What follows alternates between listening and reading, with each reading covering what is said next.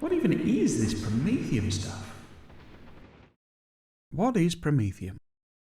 Beyond the edge of the Nauvis solar system is a mysterious debris field, the remnants of a shattered planet, which I have affectionately dubbed Bob.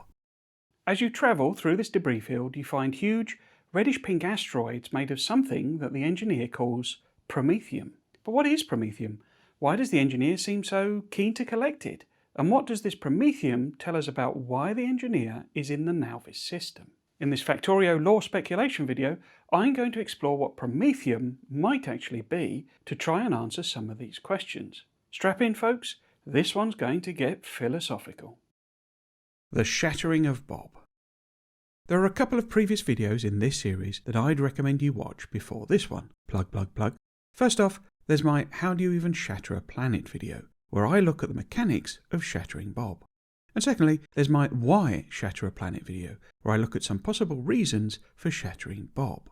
Anyway, gratuitous and excessive plugs aside, for those that can't be bothered to watch those, links are in the description, and for those who can't remember what I was dribbling on about, my conclusions were as follows. 1. Completely shattering a planet requires an enormous amount of energy. 2. Bob was therefore shattered deliberately. 3. It was the engineer, or more likely a group of the engineer's people, that shattered Bob. They did it to get at the Promethium, and that means Promethium is either valuable or useful. Otherwise, why go to all that effort? 5. The engineer shattered Bob relatively recently. That's why the debris field is intact, with the density steadily increasing as you get closer to where Bob was. It's simply not had the time to disperse into space or form a stable asteroid belt.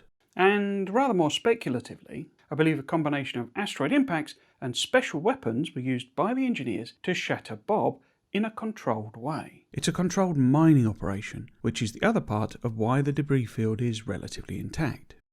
Something went wrong, or rather multiple somethings went wrong. Most obviously, I believe the engineer crashed as a result of one of these somethings going wrong. It's not clear what actually happened, but I've lots of ideas which I talked about in my Why Did the Engineer Crash video. Okay, I promise that's the last plug, until the next time I plug one of my past videos. Another something that went wrong was that the mothership, with the rest of the engineers on board, was also destroyed. Whether the two crashes were linked or independent, I don't know. The problem is that we're getting into speculation on top of speculation. For example, there's little evidence for other engineers even being in the system at all. It is mentioned in the tutorial, but for me, that isn't canon for the main sandbox mode. However, if it is canon, it suggests the engineer is quite the sociopath, since they don't mourn the loss of their colleagues at all. It's almost like they're some kind of monster. On the other hand, the ship we crash in is quite small and has wings like it is designed for flying in the atmosphere. This suggests it's designed for in-system use rather than for travelling between the stars. But other engineers being there leads to the "so where are they now then?" question. And there's no real answer to that, although I did have a good go at explaining it in the video that I mentioned. Enough plugs, what about the Promethium? Okay, I know that's a huge intro preamble, but I think it's important to understand that, as I see it, Promethium is very important in the engineer's universe. I believe that the engineer's people, or maybe just the engineer, went to a hell of a lot of trouble to get it. Shattering a planet is not easy, and, as anyone who's lost a space platform beyond the Nauvis system edge knows, gathering Promethium isn't easy either. This is a significant endeavour, so what you're collecting must either be very important or very valuable. And my view is that it's important rather than valuable. I'm basing this on the fact that the engineer uses it to do the final science in the game. It has a use, and that use must be an important one for the engineer. So, with all that in mind, let's start off by looking at the name. Prometheus. Promethium is named for Prometheus from Greek mythology. Prometheus was a titan who were kinda like Greek gods 2.0, being the children of the OG gods, Uranos, the sky, and the earth, Gaia. The Greek pantheon, Zeus and all those lads, were the offspring of the Titans, and are therefore kinda like Greek gods 3.0.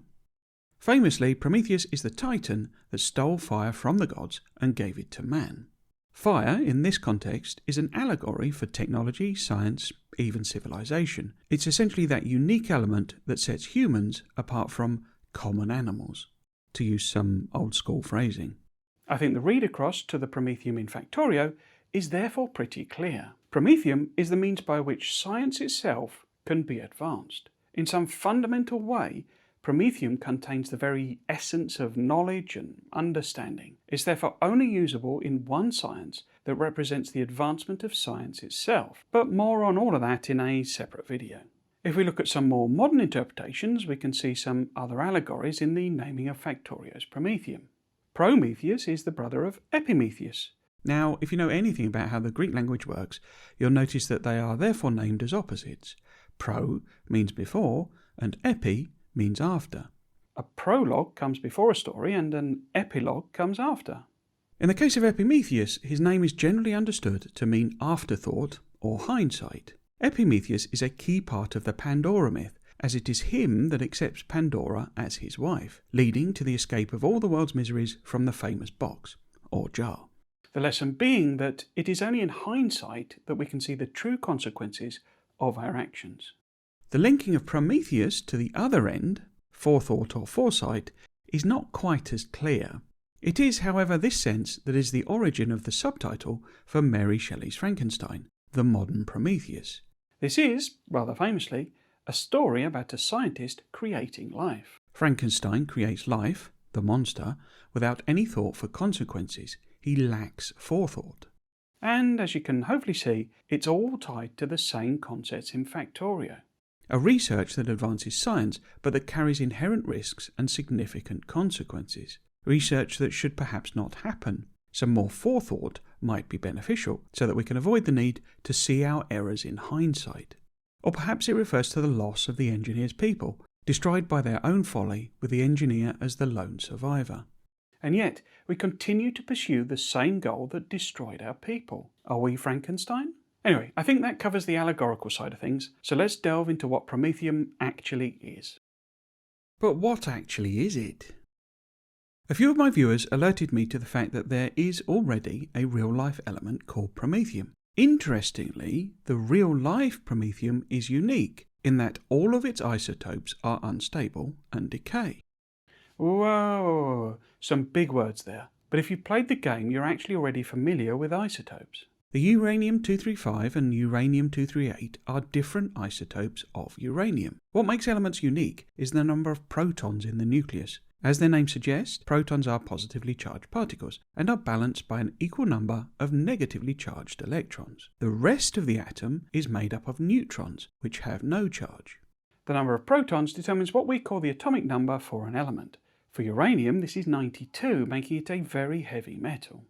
The 235 and 238 come from adding in the number of neutrons that are also in the atom. However, the number of neutrons can vary, resulting in a different total mass for the atom. So, U235 has 143 neutrons and U238 has 146. Adding these neutrons to the number of protons, fixed at 92, gives the total atomic mass. Since neutrons have no charge, they don't tend to impact the chemical properties of an element, but their numbers do determine the stability of the atom. In the case of U235, this is an unstable configuration, so the atom will undergo a spontaneous decay, breaking apart. That's literally what fission means, and forming smaller pieces. Because these smaller pieces have both protons and neutrons, this process therefore forms different elements. However, the way this all works, and we're getting into some quite complex areas of physics, so I'll skip across it all, means that adding these new elements together would give a lower total weight than the original U235. This mass difference is converted into energy, as per the famous E=mc² equation. We can control the power of the atom by controlling these decays. When U235 atoms break up, some solo neutrons are also flung away, and these can hit other uranium atoms, forcing them to break apart as well. This is the famous chain reaction that, if allowed to go unchecked, runs away and results in a massive energy release, an atomic bomb. If we instead absorb some of these neutrons, then we can slow or stop this chain reaction. Typically, this is done with the control rods in a real reactor, but the engineer seems to play things a bit fast and loose. Okay, that's your crash course in nuclear physics over. What does any of this have to do with Promethium? Well, Promethium doesn't have any stable isotopes. In other words, over time, all Promethium will decay into something else. Interesting. But it does then beg the question of its half-life. Again, for those not in the know, a quick summary. The half-life of a radioactive element is the time it will take for half of a given sample to decay. Radioactive decay is a probabilistic thing. An individual atom can exist for a few seconds or a few millennia, but with enough atoms we can average things out into a decay rate. This is the half-life. Therefore, the longer an isotope's half-life is, the longer it will hang around. The half-life of uranium-235 is a massive 7 million years. That's why there's still so much of it knocking about. The uranium on Earth has been busy decaying since it was formed billions of years ago, but it's so slow that there's still loads of it left. Incidentally, one of the reasons that Earth still has a liquid core is because of the decay of uranium and other radioactive elements, which act like an internal heater for the planet. And with such a long half-life, these decays have kept Earth much warmer than it should have been for millions of years. And a liquid core is why the Earth has a magnetic field. This protects us from the solar wind that would otherwise strip away the ozone layer. The ozone layer absorbs the UV radiation from the sun that would otherwise scour the planet clean. So what about Promethium? What's its half-life? Well, each isotope has a different half-life, but the most stable is Promethium-145, which has a half-life of just 17.7 years. All of Promethium's other isotopes decay much quicker, which gives us a bit of a conundrum. In my previous speculation videos, I concluded that Bob was a rogue planet, and that suggests it's been drifting through the cosmos for hundreds of thousands, if not millions, or even billions of years. Given there's a substantial amount of Promethium available to collect, this would seem to create a conundrum. Sure, a planet is big, and it could have been almost pure Promethium, but 1 million years is a very long time. Oh no, that can only mean one thing. It's spreadsheet time. So first off, how does half-life work? Well, it's governed by this equation. Let's work that through as a couple of examples to show you what I mean. Let's say we had 100 kilograms of material. Let's say we had a half-life of just 60 seconds. So if we say we do one half-life, 60, then we end up with 50 because it's half. If we do two half-lives, we end up with 120, which is 25, which is a quarter because we've now gone half and then half that again. If we go 180, then it's 12.5, which is 1/8, because we've halved that again. So you can easily and instantly see that we're getting what's known as an exponential curve. That's what the curve looks like. So basically the amount of stuff declines very rapidly at first and then slowly tails off. Now we need to talk about what assumptions we're going to make. So if we say Bob was a planet the size of Mercury, which is one of the smaller ones in our solar system, and then my wild shot is a planet the size and mass of Jupiter, which is a gas giant, so it's a different type of planet. But let's go wild. Let's say somehow you would have a planet that's big. We then have some bounding for the Promethium, and this is the amount of Promethium that we've got to start with in the planet. We know from when we play the game that the concentration gets higher as we go to the centre, so you have to think that the core of Bob is Promethium. Next is a distance. As I've said before, I believe Bob is a rogue planet. It's outside the edge of the solar system. I believe it's come from somewhere else. For Earth, the nearest star is Alpha Centauri. What we actually need is the time, so we need to think about how fast would Bob be travelling.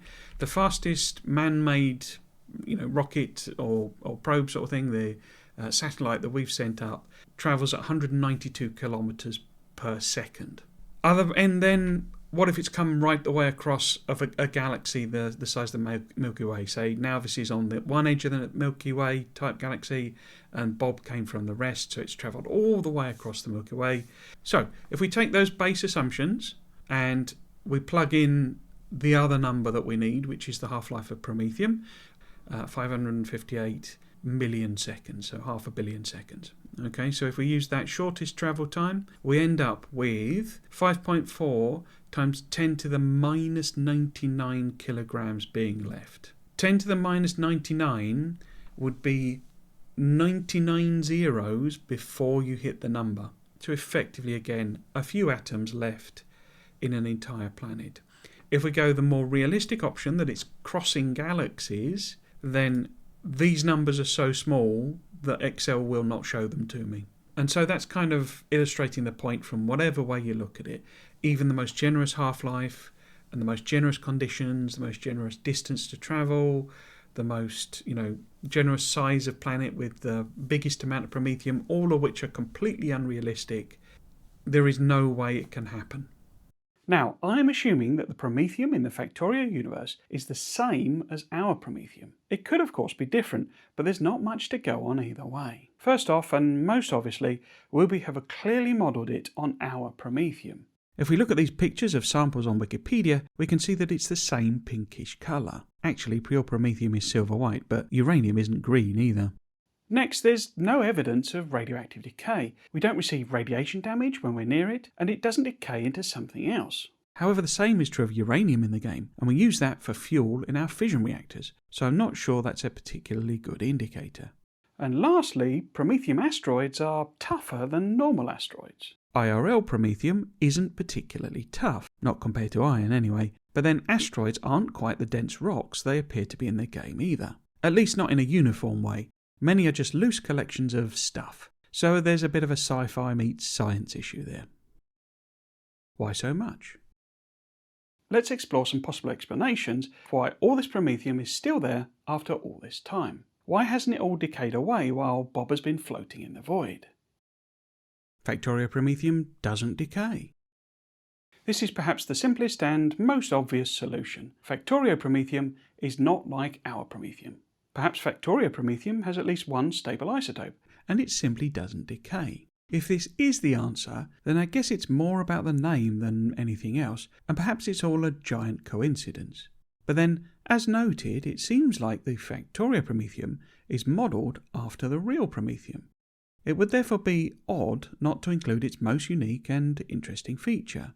And for me personally, this is generally quite unsatisfying as an answer. It's just got the same name is a little bit rubbish. Besides, we know that the engineer has a very utilitarian approach to naming things. Bite as bite, spit as spit, etc, etc. So it would seem a bit odd for the engineer to give it such a colourful name if it's not the same stuff. It's new, created by the engineers in the shattering. Now this theory is more like it. Perhaps it's part of the process. Whatever they do to shatter the planet is what creates the Promethium. Maybe instead of using planetary class railguns, they use some sort of novel bomb. And this bomb also causes the core of the planet to transform into Promethium. And because they only just shattered Bob, it's simply not had time to decay. 17.7 years is a short half-life in the grand scheme of things, but it's ages if you've just made the stuff. I think my problem with this is that it's a bit illogical. It's a sensible assumption that Bob had a normal core made from iron and nickel. I've discussed this before, but iron holds a special place in the periodic table, as it's the most stable atomic configuration. That is, when you perform either of the two nuclear reactions, fission or fusion, then the atoms will move closer to iron. And when you get to iron, these radioactive processes actually require a net import of energy, which requires a different type of process, one that involves a giant star or maybe a supernova. In other words, if Bob's core was normal, then the bomb the engineers would have used to both shatter it and create Promethium could maybe have been a supernova? That is, you're blowing up a star inside a planet in order to change a planet? It's all sort of backwards. Why not just blow up a star and control that to make Promethium? And how would you even control this sort of scale of explosion anyway? Besides, the energy released would probably result in the destruction of the entire Nauvis system, not just shatter one planet. Of course, maybe my assumption is wrong and Bob's core wasn't normal. Rather than iron and nickel, it was perhaps made of an element heavier than Promethium. This could have then undergone a spontaneous fission process that converted it all into Promethium. The problem there is that the main parent atom for Promethium is uranium, which means that Bob's core would have been pure uranium? And, if you remember from earlier, Heck, that might have even been why I explained it all. If you put too much uranium close together, you get a runaway chain reaction that results in an explosion. And if it wasn't dense enough for a chain reaction to happen, then how come there's so much promethium? Even if it was spread out, the heat generated would guarantee a liquid core. Remember about that bit? And uranium is very heavy, so it would sink to the middle, giving the same result. Boom! Factorio Promethium has a much longer half-life. This is perhaps the most obvious solution that also means promethium keeps its unique property, that it has no stable isotopes. It's simply not like our promethium, and there's one isotope that has a super long half-life. That might also explain the lack of radiation damage to the engineer. It's just not that noticeable compared to the background radiation. Plus, one of my commenters suggested that maybe the engineer doesn't experience time in the same way that we do. That's why a game day only lasts a few minutes. Perhaps that extends further and time is just a bit weird in the Factorio universe. And there are some nice potential science explanations for that. For example, when travelling at a relativistic speed, time dilation kicks in. So maybe the whole of the Nauvis system is plummeting into a black hole. But I'm not opening that can of worms today. I mean, maybe I will once all these videos explaining my original theories have been done and I need some other ideas to talk about. Besides, I quite like this longer half-life concept as it's a nice, simpler explanation. And not all of my ideas have to be weird and wacky nonsense, so it's what I'm going to go with. But I will admit it's a bit of a cop-out, so I'd love to hear your thoughts in the comments. Why do you think that Bob was chock full of an element that can only exist for a few decades at most? A fourth way. Note that there is another option here, sort of, that Wooby make Promethium decay in version 2.1. I actually think this would be quite a good idea generally. I'm not really sure it was Wooby's intention for Promethium science to be quite so easy. Promethium science uses quantum chips, which are very complex and expensive, so yeah, they're hard to make in volume, but in the end game, we get so many buffs that it kind of cancels out the need for scale. Then there's the biter eggs, which have a very short half-life, so yeah, they're difficult to transport. And then there's Promethium, which you just gather and bring back to Nauvis, and that makes Promethium science pretty easy, actually. I don't know, it feels like the intention was for you to have to take the biter eggs to the Promethium, not the opposite.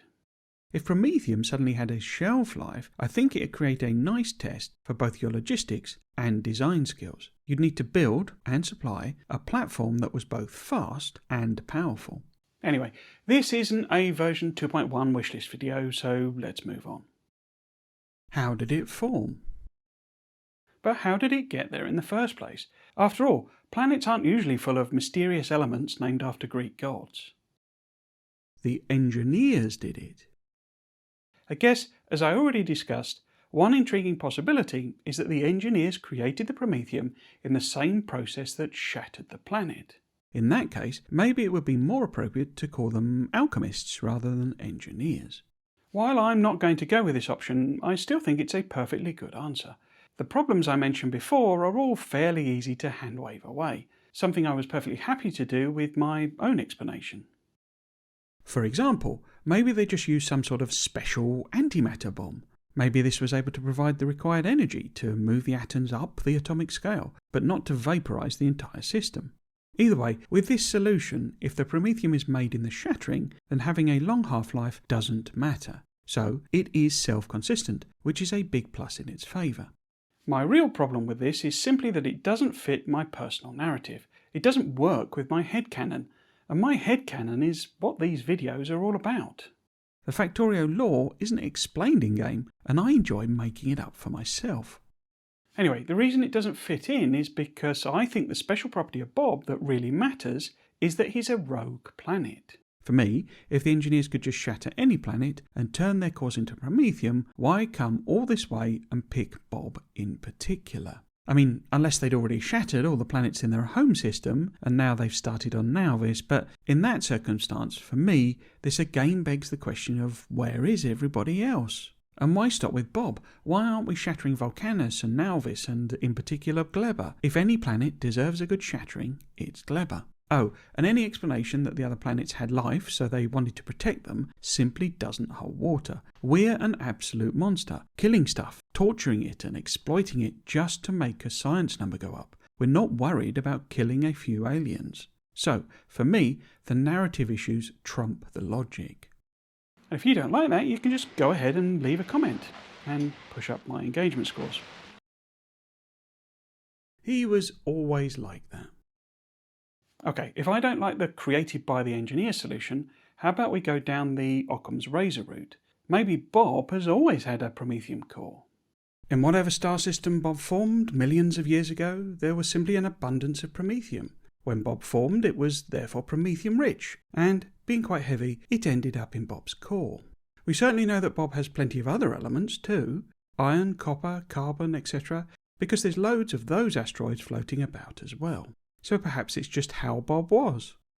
I guess it's possible, but it would be a bit weird. As previously discussed, energetically, iron is the most stable element. You therefore end up with quite a lot of it because, for large stars, their fusion process ends with iron. When they then pop in a supernova, you get a huge amount of iron. This iron then goes on to form the planets for another star system. Oh, and note that nickel is only 2 atomic numbers away from iron, so you tend to get a lot of that too. In other words, the stuff rocky planets are made out of tends to be more biased towards iron, not Promethium. Promethium has a much bigger atomic number of 61. It's hugely unlikely to be there in enough quantity to form a significant proportion of the planet's core. Okay, well if I'm not happy with that "that's just how Bob was" explanation either, then what am I proposing? Cosmic rays, baby.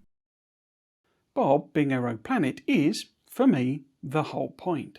I know a lot of you in the comments have theories around the Volgorans having lived on Bob first, or shattered Bob in some experiment, or been at war with the Bobians, and that's all fine. There's no official law for Factorio, and whatever you want to have as your headcanon is okay by me. But, as I said in my Why Shatter a Planet video, the space map clearly shows that Bob is beyond the edge of the Nauvis system. And the space map is made by the engineer. It is them that has charted this system. It is them that knows where the edge of the system is and that Bob is beyond it. Bob is a visitor from another system, a new arrival, a rogue planet that's been drifting in the void for thousands, millions, or even billions of years. And what's so special about that then? Well, 2 things. Firstly, the time. And secondly, the radiation. 1,000,000 years is a very long time. So long that we as humans can't really get our heads around it. I don't know about you, but for me, last Tuesday was a very, very long time ago. 1,000,000 years is like asking me how many times I've used the word "so" in all my videos. It's so many, my brain goes smooth at the very thought of counting it. And that's nothing compared to 1,000,000. And as for 1,000,000,000 years, well, I just don't even know how to start to imagine that. The point is that while that sort of timescale does give us a lot of problems with the half-life of Promethium, it also means we have an enormous canvas of opportunity. There are loads of things that might have happened to Bob in all that time to explain how the Promethium got there. As we've been discussing, the problem is predominantly one of energy. The energy isn't favourable for elements moving up past iron in the periodic table. It requires some very special circumstances, potentially involving a lot of energy. This is where our second factor comes in. In deep space, where the atmospheres of suns and planets don't provide any protection, there are much higher levels of cosmic radiation. Cosmic rays are charged particles flung out from high-energy events like supernova. They can travel at near-light speed and therefore have an enormous amount of energy. The energies can range up to around 10 to the 21 electron volts. Electron volts are a unit of measurement we don't really need to get into, but let's just say that for something as tiny as an atom, that's an enormous amount of energy. If you watch my How to Shatter a Planet video, you'll know that I already did some energy calculations for shattering a planet. In that video I found that hitting things with light-speed objects is not quite as practical as science fiction would have us believe. Well, the same is true here. 10 to the 21 electron volts isn't going to shatter a planet, but that's not what we're trying to do. What we're trying to do is turn something like an iron atom into a Promethium atom. And sure, that requires a lot of luck, atoms are very tiny, and a lot of energy, as well as a lot of cosmic rays, but that's why the time aspect is so important. Again, millions and billions of years gives us a huge time span for all sorts of things to have happened. And it's not just limited to the normal level of cosmic rays in interstellar space. Bob is a rogue planet, What if he drifted so close to a supernova that he got hit with a huge blast of cosmic rays? Heck, he would then also get hit by a huge blast of gamma rays, which could potentially do the same thing. And what if that kept happening? If he had drifted all the way across the galaxy before reaching the Navi system, he could have been blasted by dozens or maybe hundreds or thousands of supernova. And let's get wild, there's all sorts of stuff going on out there in space. Maybe Bob wandered through an astrophysical jet or two. Astrophysical jets are the beams of stuff being thrown out by pulsars, neutron stars and black holes. They're therefore made of all sorts of high-energy particles and radiation, perfect candidates for bathing Bob in some high-energy cosmic rays. My point is that Bob could have had a wild ride before the engineers found him and broke him apart. And you might say that what I'm proposing isn't going to happen very often, so how do the engineers find all these Bobs? Well, I would agree with you. I think Bobs are vanishingly rare, which is why they are so valuable and the engineers work so hard to find and exploit them. Think about it like oil on Earth. That takes millions of years for all sorts of geology to form and accumulate it to the degree that we can dig it out of the ground. But to do so, we engage in hugely risky extraction processes because it's just so useful. And of course, while it takes millions of years to form, it only takes a few seconds to burn it up. So, what is Promethium? In this video I provided an argument for why the Factorio Promethium is basically the same as real-life Promethium. The answer to what is it is therefore the element Promethium. However, because I've got all these poetic notions about Bob travelling the galaxy, getting into all sorts of scrapes and adventures, I've made a small tweak. This tweak simply gives one of Promethium's isotopes a very long half-life. But if you don't like that theory, then maybe the engineers created it in the process of shattering Bob, as that works quite well too. It's not quite as romantic though. The thing is, what Promethium is actually the less interesting question. And so we come to this video's little twist. It's not what it is that matters, so much as what it represents that matters. Let's step back a bit. What do you think a science pack actually is? Sounds like a whole other video. Think about it. We shove a random collection of things into an assembly machine and it magically becomes a beaker of coloured liquid. A coloured liquid that is what, exactly? Well, first off, it's not random. The things you put in are thematically related to the type of research. This is most obviously seen in the early sciences.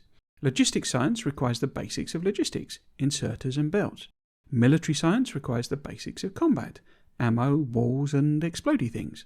Chemical science requires things that are, or use, lots of chemicals. And Promethium science, well, you'll have to wait for my video on that. But the point is that the Promethium used in Promethium science must be representing something. As I've been hinting at, I think the more interesting point about it is that Promethium has this unique trait that all of its isotopes decay. It's therefore representative of decay, decline or death. It is like entropy personified. And from an allegorical standpoint, Promethium represents forethought. Forethought is the act of considering things carefully, thinking about what will be necessary or may happen in the future. And that's why it matters. It becomes a part of a science pack to provide knowledge of what is to come. Death. Death is an inevitable part of all things, and all knowledge comes with knowing you must die. Well, that was a cheery end, wasn't it? I got a bit sciencey and a bit mathsy with this one. It was kind of fun to dust off the old a spreadsheet gag, but I also remember why I decided not to do it again. It's really hard to record it and sound natural. Just having the spreadsheet on screen is clearly a bit dull, but recording me as well makes the editing really quite painful. I do think it works as a kind of gag though. I also got a bit science fiction-y in this one as well. The fundamental issue with the real-world Promethium, that it has this short half-life, isn't an easy one to find a workaround for. Or rather, the most likely workaround that it was made in the shattering is not one I particularly liked or that fit with this headcanon I've got of Bob being a rogue planet. But it also felt like the no stable isotopes thing fit so well with what I think Promethium science is all about that it was hard not to suggest it was the same stuff. It made this video so much more interesting as well, I think. Previously it was just the stuff about Prometheus and Greek gods and all that sort of stuff. This video, obviously, it trails into a second part where I'll be taking a look at what Promethium science is all about. In the meantime, it'll be worth you watching this mega video on the biters, as they're a part of the story too. And hold on to your britches for the Promethium science video. If you thought me wibbling on about Greek gods was getting a little pretentious in this video, the velocity I'm going to be spouting in that one is really going to get on your nerves.